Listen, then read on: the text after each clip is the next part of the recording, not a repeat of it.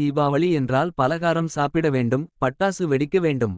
இத்தோடு நம் கடமை முடிந்து விட்டது என்று தான் இன்றைய நிலைமை இருக்கிறது. தீபாவளி அன்று எண்ணெய் தேய்த்து குளிப்பது மிக மிக முக்கியமான கடமை. இதை கங்கா ஸ்நானம் என்பர். காசியில் இருக்கும் கங்கை நதி இந்த நாளில் அனைத்து நீர்நிலைகளிலும் நிறைந்து இருப்பாள். நம் வீட்டு வெந்நீர் பானைக்கு கூட அவள் வந்து விடுவாள். தன் மகன் என்று அறியாமல் நரகாசுரனை கொன்றுவிட்ட சத்தியபாமா பூமாதேவியின் அவதாரம் ஆவாள். பொறுமையின் சின்னம் அவள். விஷ்ணுவிடம் சென்று, ஐயனே, என் மகன் தவறு செய்து விட்டான்.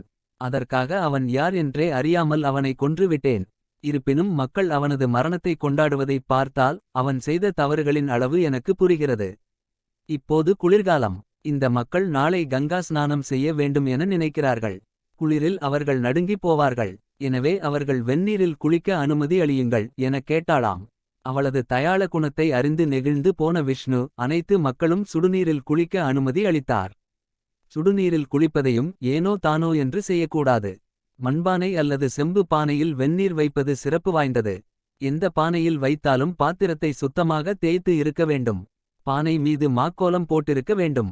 சமையலறை மற்றும் குளிக்கும் இடம் ஆகியவற்றை முன்கூட்டியே சுத்தப்படுத்தி இருக்க வேண்டும். ஒருவர் குளித்து முடித்து மற்றொருவர் குளிக்கச் செல்லும் முன் மீண்டும் குளியலறையை சுத்தப்படுத்த வேண்டும்.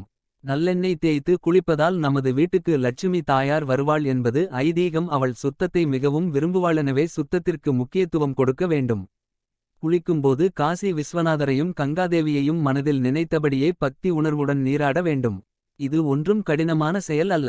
மனம் இருந்தால் இது போன்ற சடங்குகள் மீண்டும் நமது இல்லங்களில் துளிர்விட இந்த ஆண்டே விதை விதைக்கலாம்.